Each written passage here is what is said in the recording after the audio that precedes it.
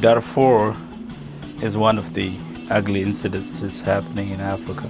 There is a Arab Muslim northern power group. There has been a civil war going on between the North and the South has many resources, but is poorer, is African, Black, Christian, and indigenous religions, but also Muslim. South-North conflict went to the west, which is the Darfur area. There was a rebel group that made some pretty bad dents in the national army.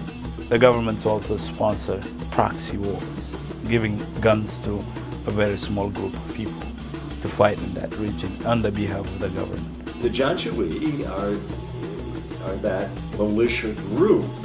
Government is not going to be blamed about what the war is all about. The Sudanese government is saying is that I am not the one who's doing it. These SLA, which is the Sudanese Liberation Army, and the other one is the Janjaweed groups, and also another small function are working in this area. These people will go and kill people, that's their way paid. They have no ethics and no morality. Their morals is that getting paid, this is my job, I'll kill you. They rob and take the young kids to the war fronts.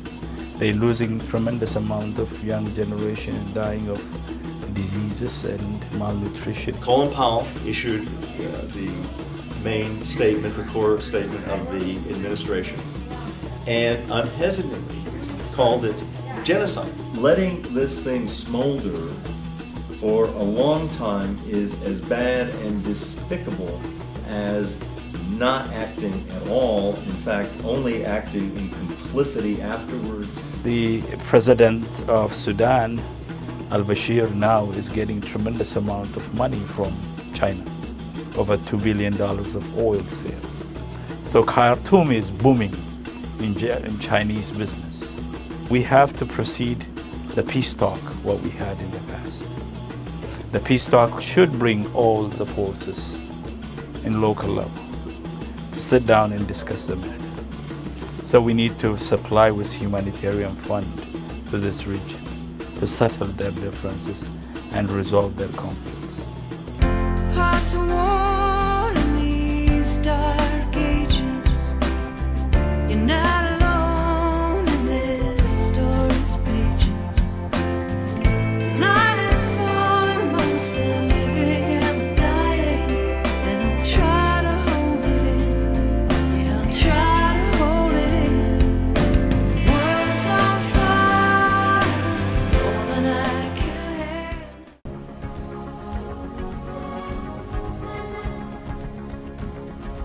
handle. The Deerfield girls track and field team is raising money. They went ahead and collected pledges for every lap they can complete in an hour.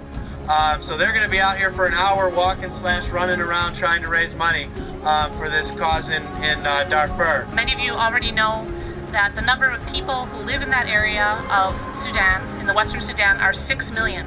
And 1/3 of them at least, that's over 2 million people, are displaced from their homes. My freshman year, we had a big teach-in at the high school, and me and my friends were affected by it, so we decided to try to do something about it.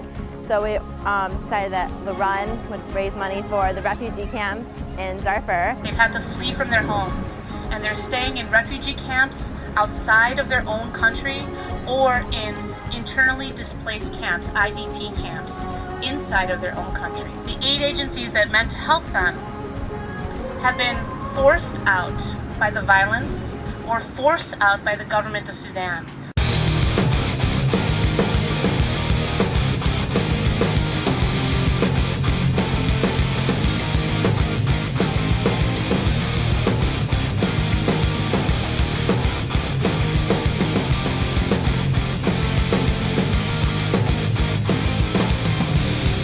Imagine a place only your soul can vision. The heart of a child who looks, sees, and listens. We're so glad to have something in our area because a lot of things are going on in Chicago or in other areas.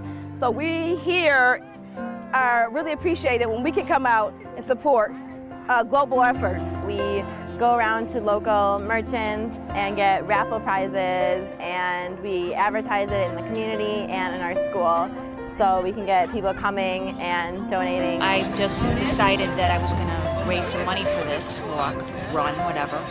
And so in one day I just raised $200 from people at work. It was pretty easy.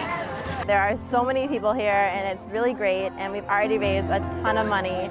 We got to give. We have to. It's our purpose. We're here to train up and learn how to be caring, concerned, compassionate people. There's enough resources for everybody.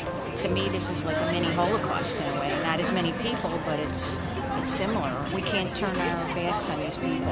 If we don't help them, who's going to? We need to stop this, and they said never again in the Holocaust, and we'll hear it's happening again, and it's happened many times before, and we really need to crack down and do something about this.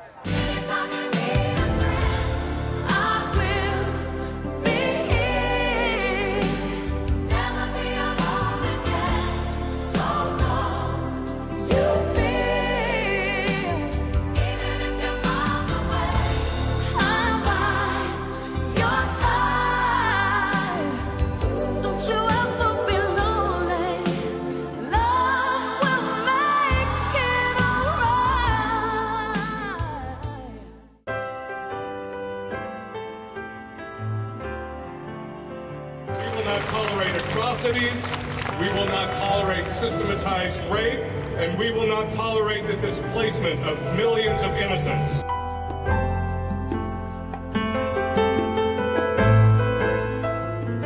Since crisis started in Darfur, my family have been driven from the home.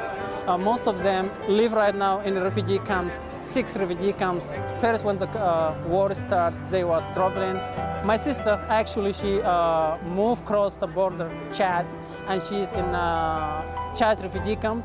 For 4 years, she didn't see her kids and her sisters.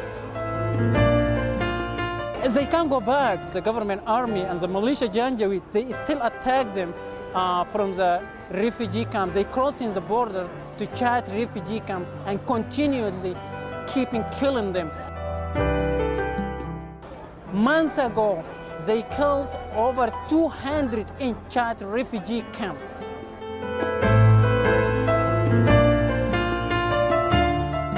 If we turn our heads and look away and hope that it'll all disappear, then they will. All of them, an entire generation of people.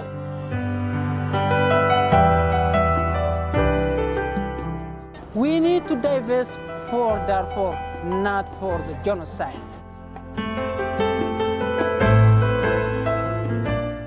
There is no army to protect the people. There is no force. Sudan government Air Force attacking the village. Imagine they drop their deadly bombs in the water supplies, eliminate water supplies. 12 people killed from my close family, including my cousin, my niece, my nephews, my brothers-in-law. 80 people have been killed from my hometown village.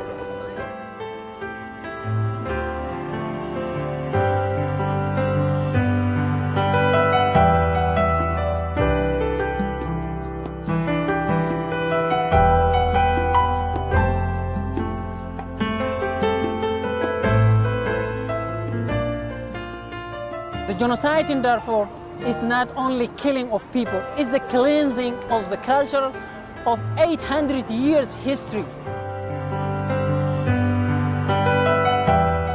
I want to say to every one of you, take real action to ask the president, to ask his congressman, to ask his community to save the people of Darfur. Step by step, the just people of this world will bring hope to those who suffer in Darfur.